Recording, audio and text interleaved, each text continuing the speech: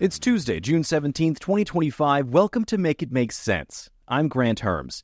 Today in the show, I was hoping to talk about a weekend of massive protests and sparsely attended parades, and I will talk about that a little bit here, but instead, what I'm forced to talk about today is the new cycle of political violence that we are in, starting with the assassination of a political leader in Minnesota, her husband, their dog, the attempted assassination of another state senator in Minnesota, and two others, along with a list of dozens of other Democratic leaders from across the country. But before we dive into that, please make sure you're following and or subscribe to Make It Make Sense with Granthermes on whatever podcast app you're listening to this on. Like, subscribe, hit the bell for notifications on YouTube if you're watching there. Also sign up for the Make It Make Sense Substack, where tomorrow I'll have an update about that news I broke last week about the White House looking into a nonprofit help hotline for service members and veterans. It's an update you're not going to want to miss. But to get that story, you've got to sign up. It's just $5 a month to get access to that and all the other great stories I've got up there. If you don't want to do that, no sweat, but please share the show and follow along on social media. It's MIMS News Pod, MIMS News Pod, all one word on every platform. I am at Granthermes on Twitter. I am at Granthermes TV on everything else. All right, let's get to today's episode. If you missed it over the weekend because you were staying away from the news or maybe attending a protest or a parade, it was a weekend of political action and tragic violence. Yes, this weekend was marked by massive protests and marches in big cities and small towns across the country. The No Kings protest, protesting the actions of President Trump and his repeated attempts to undermine the U.S. Constitution and civil rights, were officially the largest protests in American history, with more than 5 million people turning out.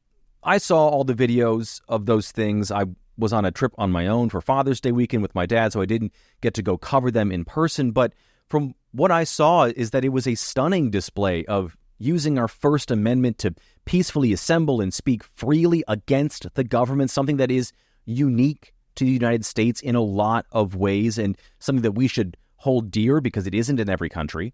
And while there were worries ahead of those protests that the White House was going to try to federalize National Guard troops from red states to send them into blue states and cities where those protests were happening, that didn't happen.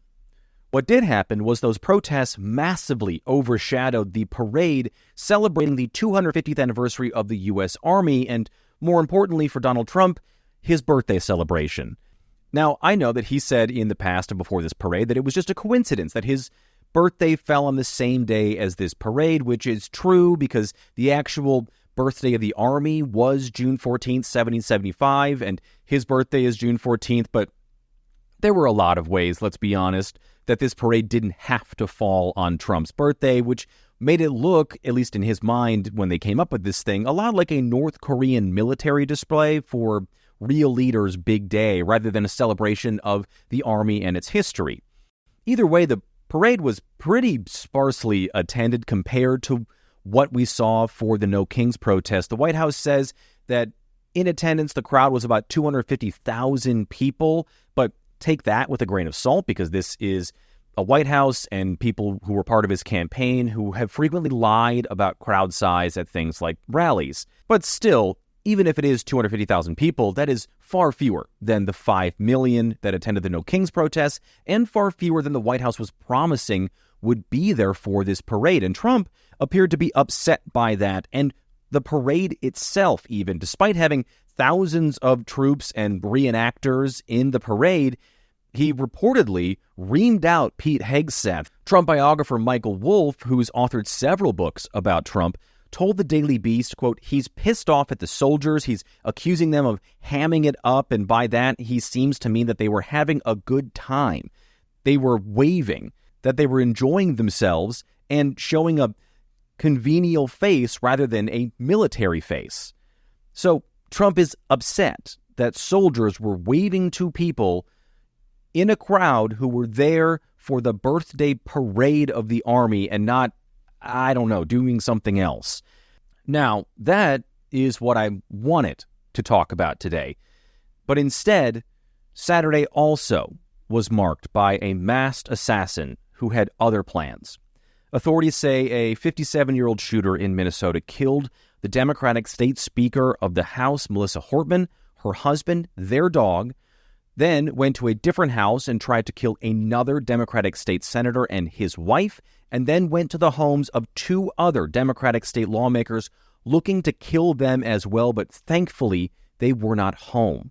Over the course of a 2-day manhunt, police found this alleged shooter's manifesto and notebooks where he had the names of at least 45 different Democratic lawmakers this man wanted to go kill, including Democratic members of Congress like Minnesota Congresswoman Ilhan Omar and Governor Tim Walz, but also members of Congress and leaders from other states as well.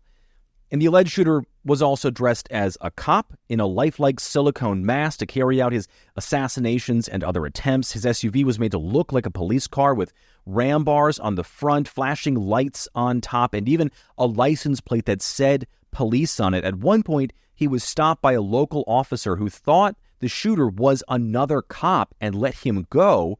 And when he was caught at the home of one of these lawmakers that he intended to kill, responding officers shot at him and he escaped out the back, although authorities say that firefight likely stopped this shooter from continuing his spree. And when they searched his car, they found multiple semi-automatic weapons, including assault rifles, tons of ammunition, and more writings and lists of Democratic leaders. His wife was caught in a separate car with several weapons, passports for her and their kids, and $10,000, although she was later let go. And I am happy to say that that man, after a 2-day manhunt, was found in a field trying to crawl his way to safety. He's been put in custody and been charged with 2 counts of second-degree murder and 2 counts of attempted murder. Now, those murder charges will likely get upgraded by a grand jury to first-degree murder, given how premeditated this whole thing was, how much planning he put into this. He was also, frankly, inexplicably given a $5 million bail instead of being denied bail as a danger to the public. But, what do I know? We officially right now do not know the motive. What we do know about the shooter is that he was a staunch anti-abortion activist, was deeply conservative, and his best friend and roommate said he was a Trump voter. Now, that didn't stop people on the right from saying that he was a left-wing lunatic and was targeting Democrats for not being liberal enough. Among them was Elon Musk, who said the far left is murderously violent. Far-right activist and Trump confidant Laura Loomer accused the shooter of being a friend of Governor Tim Walz. But it wasn't just outsiders either. It was also sitting senators like Pennsylvania's Bernie Moreno, who said the degree to which the extreme left has become radical, violent, and intolerant is both stunning and terrifying. He said that over a picture of flyers that were in the shooter's car that said "No Kings" on them. Moreno here implying that somehow the shooter was planning on distributing these things. I'm not entirely sure what he meant by that. But maybe the worst of all were the multiple posts from Utah Senator Mike Lee, who used the haunting image of this shooter in his mask at the door of one of the homes that he would eventually break into to kill or try to kill one of these politicians. I don't actually know which door it was.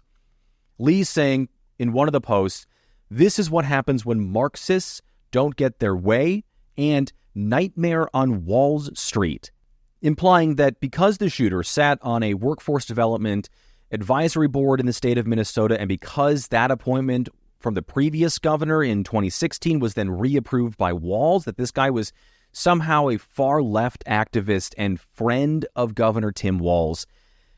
It's worth noting that after several days of anger and disgust over those posts, Lee took them down today without saying so much as a word. No apology, no nothing, but don't worry, Senator, we still got the screenshots. Now, on top of that, Trump says he will not be calling Walz. Here's what he said this morning in Air Force One. Details that came out today about the suspect who's been charged there. Have you called the governor yet or been able to speak to any of the... I don't really call him. Look, he appointed this guy to a position. I think the governor of Minnesota is so whacked up. I'm not calling him. Why would I call him? I could call him and say, "Hi, how you doing?" The guy doesn't have a clue. He's a mess.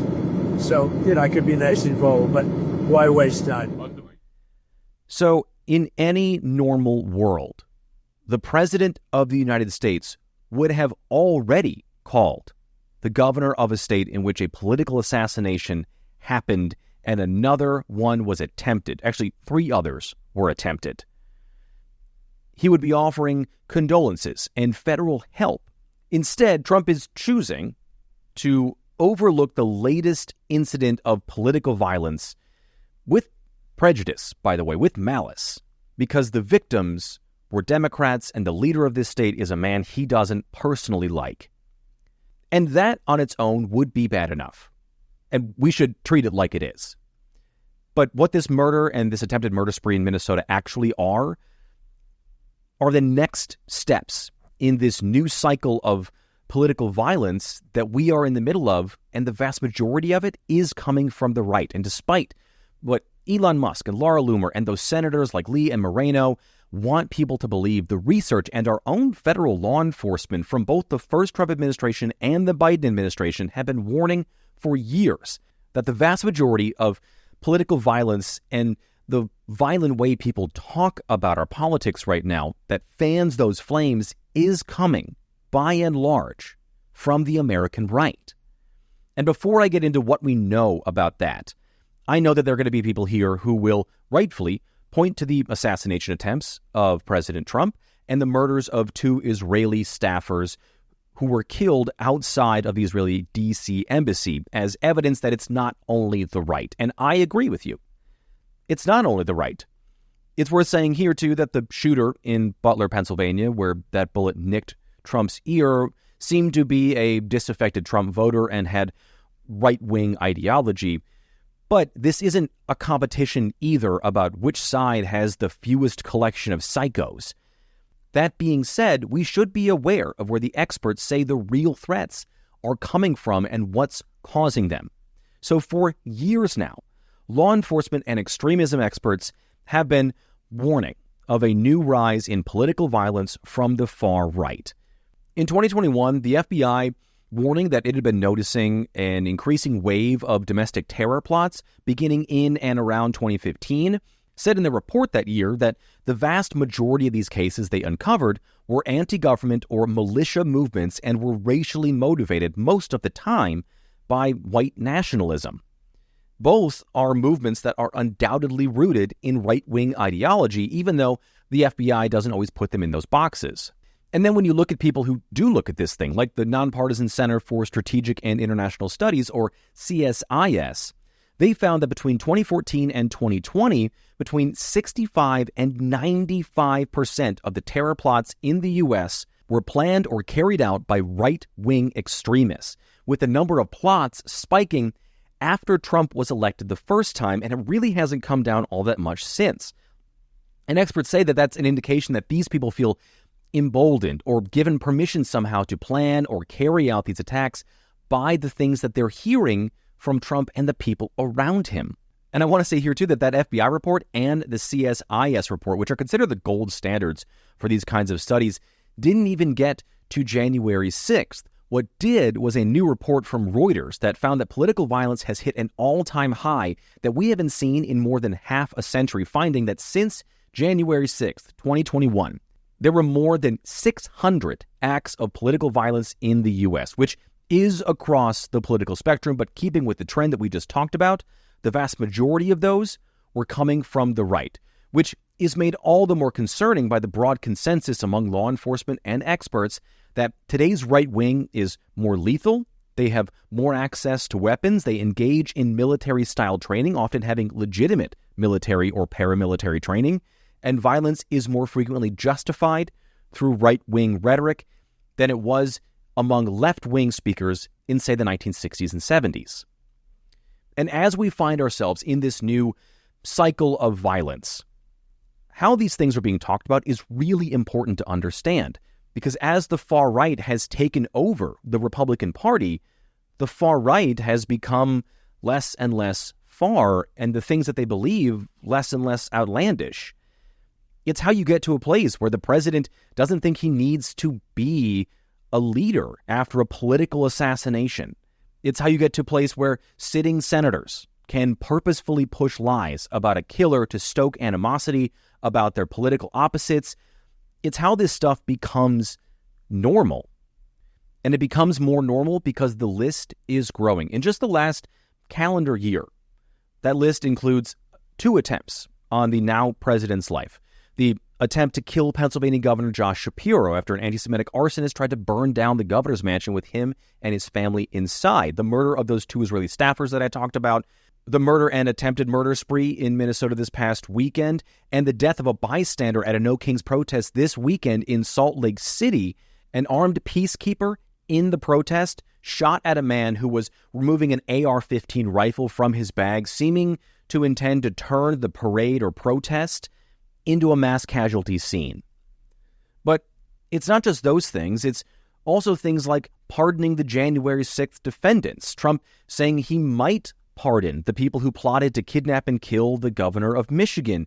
It's increased threats against lawmakers who've had to spend more time and more money on personal security. All of that makes political violence and this new cycle we are in more normal.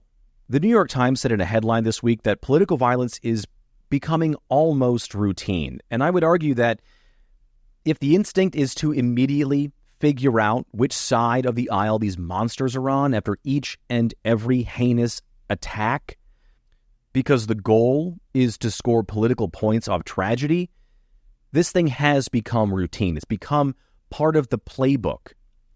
And because, make no mistake, this touches all of our lives when these things happen, no matter which side of the aisle you're on, no matter which party you belong to or ideology you subscribe to.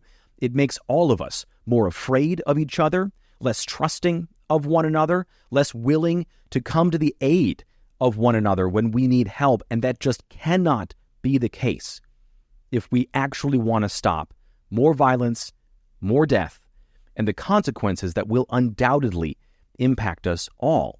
And that should be the takeaway from what we saw in Minnesota this weekend and what we should be demanding of our leaders when they don't uphold those things.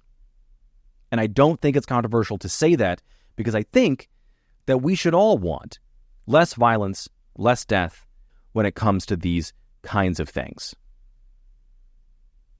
Okay, that is it for today's episode. Please rate and review the show on whatever podcast app you're listening to this on.